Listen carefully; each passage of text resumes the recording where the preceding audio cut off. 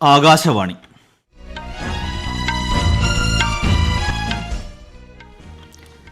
നമസ്കാരം.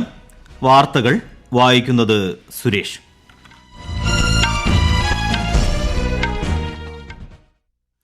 പ്രധാന വാർത്തകൾ.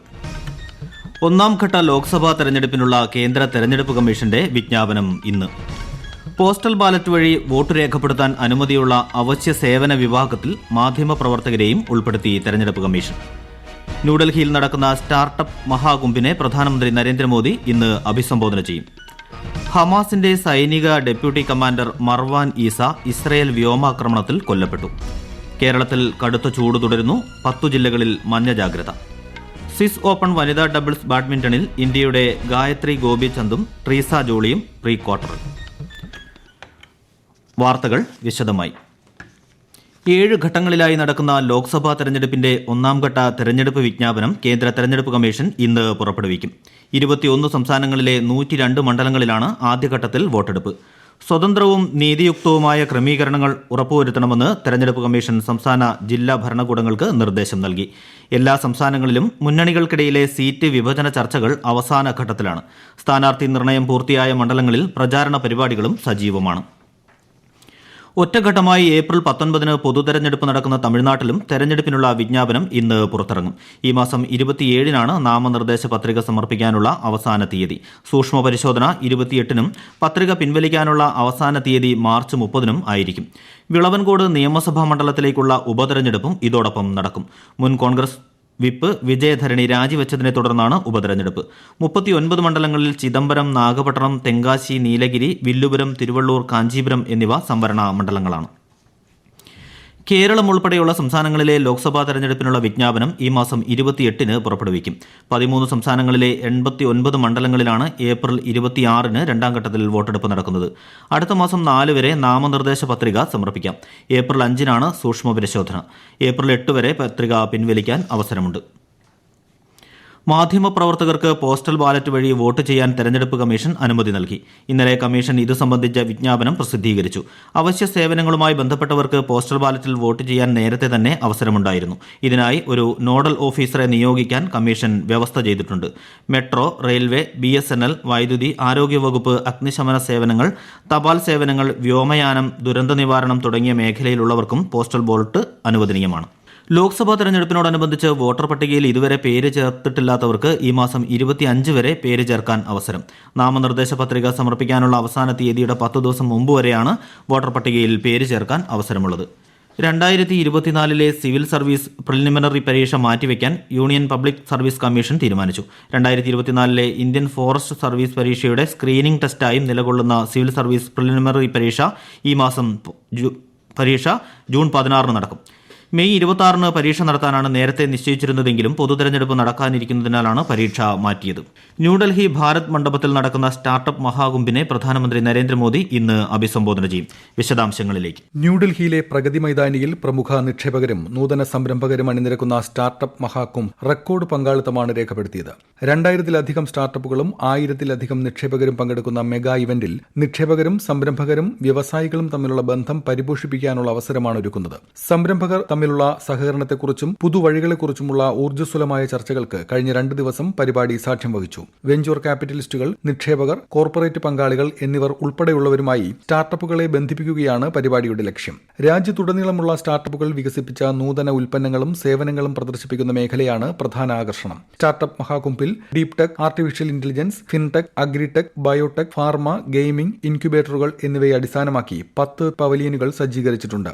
സ്റ്റാർട്ടപ്പുകളെയും നവീന ആശയത്തിലൂന്നിയ സംരംഭകരെയും ഒരുമിച്ച് കൊണ്ടുവരുന്ന വേദിയാണ് ഇതെന്ന് സമൂഹമാധ്യമത്തിൽ പ്രധാനമന്ത്രി കുറിച്ചു. തിങ്കളാഴ്ച ആരംഭിച്ച 3 ദിവസത്തെ പരിപാടി ഇന്ന് സമാപിക്കും. News desk, Akashvani.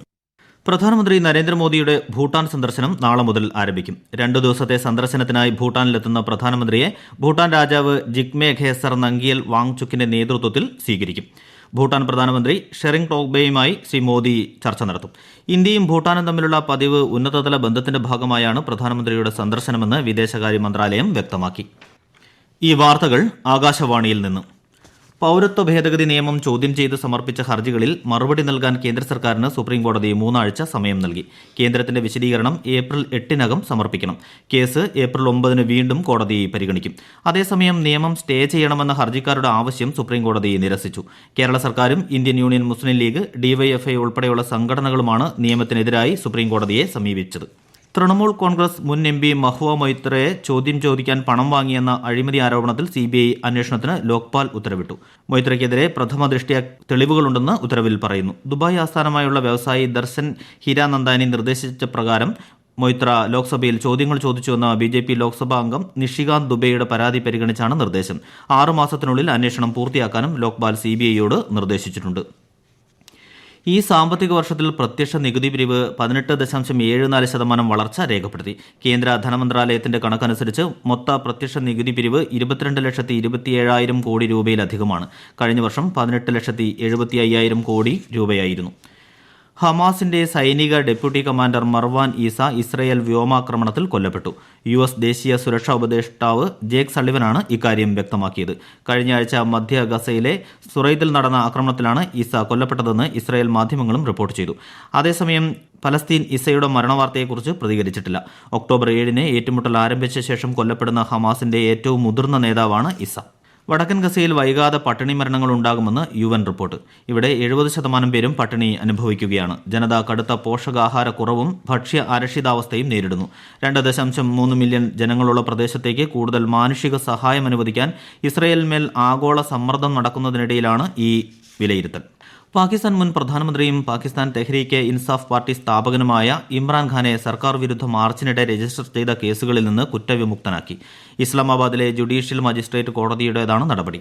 അഴിമതി ആരോപണവുമായി ബന്ധപ്പെട്ട് ഇമ്രാൻഖാനെ അറസ്റ്റ് ചെയ്തതിനു ശേഷമുണ്ടായ പ്രതിഷേധം അക്രമാസക്തമായതിനെ തുടർന്നാണ് കേസ് രജിസ്റ്റർ ചെയ്തത്. കഴിഞ്ഞ വർഷം മെയ് 9-ലെ അക്രമവുമായി ബന്ധപ്പെട്ട കേസിൽ ഖൈബർ പഷ്തൂൺ മുഖ്യമന്ത്രി അലി അമീർ ഖാനും മറ്റുമെതിരെ തീവ്രവാദ വിരുദ്ധ കോടതി ജാമ്യമില്ലാ അറസ്റ്റ് വാറണ്ട് പുറപ്പെടുവിച്ചു.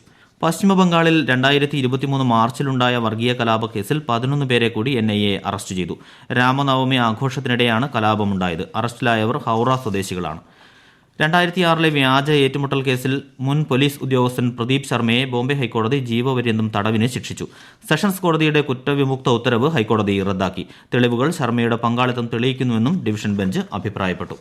ഹരിയാന മന്ത്രിസഭ വിപുലീകരിച്ച് മുഖ്യമന്ത്രി നയാബ് സിംഗ് സൈനി. ഒരു ക്യാബിനറ്റ് മന്ത്രിയെയും 7 സഹമന്ത്രിമാരായും ഉൾപ്പെടുത്തിയാണ് മന്ത്രിസഭയുടെ വിപുലീകരണം. ചണ്ഡീഗഡിലെ രാജ്ഭവനിൽ നടന്ന ചടങ്ങിൽ ഗവർണർ ബന്ദാരു ദത്താത്രേയ പുതിയ മന്ത്രിമാർക്ക് സത്യവാചകം ചൊല്ലിക്കൊടുത്തു. ദക്ഷിണ കൊറിയൻ വ്യോമസേനാ മേധാവി ജനറൽ ലീ യെങ്സു ഗ്വാളിയോറിലെ വ്യോമത്താവളം സന്ദർശിച്ചു. എയർ മാർഷൽ സുരത് സിംഗും അദ്ദേഹത്തോടൊപ്പം ഉണ്ടായിരുന്നു. കഴിഞ്ഞ ദിവസം ജനറൽ യെങ്സു ഇന്ത്യൻ വ്യോമസേനാ മേധാവി എയർ മാർഷൽ VR ചൌധരിയെ ഡൽഹിയിൽ സന്ദർശിച്ചിരുന്നു. ഇരുവരും സേനകൾ തമ്മിലുള്ള സഹകരണം സംബന്ധിച്ച് ചർച്ച നടത്തി. കേരളത്തിൽ കടുത്ത ചൂട് അനുഭവപ്പെടുന്നതിനാൽ 10 ജില്ലകളിൽ പ്രഖ്യാപിച്ച മഞ്ഞ ജാഗ്രത നാളെ വരെ തുടരും. പാലക്കാട് ജില്ലയിൽ ഉയർന്ന താപനില 39°C വരെയും, കൊല്ലം, ആലപ്പുഴ, പത്തനംതിട്ട ജില്ലകളിൽ 38 വരെയും അനുഭവപ്പെടും. കോട്ടയം, തൃശൂർ ജില്ലകളിൽ 37 ഡിഗ്രിയും, തിരുവനന്തപുരം, എറണാകുളം, കണ്ണൂർ, കോഴിക്കോട് ജില്ലകളിൽ 36 ഡിഗ്രിയും അനുഭവപ്പെടും. സ്വിസ് ഓപ്പൺ വനിതാ ഡബിൾസ് ബാഡ്മിന്റണിൽ ഇന്ത്യയുടെ ഗായത്രി ഗോപിചന്ദും ട്രീസ ജോളിയും പ്രീ ക്വാർട്ടറിൽ കടന്നു.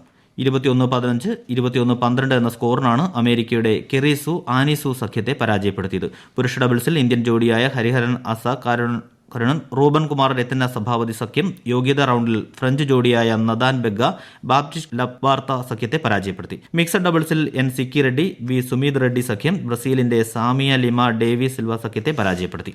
ബാഡ്മിന്റണിൽ BWF റാങ്കിങ്ങിൽ ഇന്ത്യൻ താരം ലക്ഷ്യ സെൻ പുരുഷ സിംഗിൾസ് വിഭാഗത്തിൽ 13-ാം സ്ഥാനത്തെത്തി. ഫ്രഞ്ച് ഓപ്പണിലും ഓൾ ഇംഗ്ലണ്ട് ഓപ്പണിലും നേടിയ മികച്ച പ്രകടനത്തെ തുടർന്നാണ് കുതിപ്പ്. 2 ടൂർണമെന്റുകളുടെയും സെമി ഫൈനലിൽ എത്തിയിരുന്നു. നേരത്തെ ഇതോടെ 2024-ലെ പാരീസ് ഒളിമ്പിക്സിലേക്കുള്ള സ്ഥാനം സെൻ ഉറപ്പിച്ചു. പുരുഷ ഡബിൾസിൽ സ്വാതിക് സായിരാജ് രംഗിറെഡ്ഡി ചിരാഗ് ഷെട്ടി സഖ്യം 1-ാം സ്ഥാനം നിലനിർത്തി. പ്രധാന വാർത്തകൾ വീണ്ടും.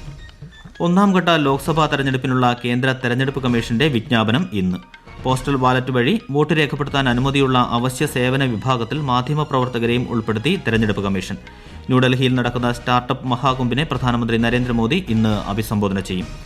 ഹമാസിന്റെ സൈനിക deputy commander Marwan Issa Israel വ്യോമാക്രമണത്തിൽ കൊല്ലപ്പെട്ടു. കേരളത്തിൽ കടുത്ത ചൂട് തുടരുന്നു. 10 ജില്ലകളിൽ മഞ്ഞ ജാഗ്രത. സ്വിസ് ഓപ്പൺ വനിതാ ഡബിൾസ് ബാഡ്മിന്റണിൽ ഇന്ത്യയുടെ ഗായത്രി ഗോപിചന്ദ് ട്രീസ ജോളി സഖ്യം പ്രീ ക്വാർട്ടറിൽ. വാർത്തകൾ കഴിഞ്ഞു. അടുത്ത വാർത്താ പ്രക്ഷേപണം 12:30.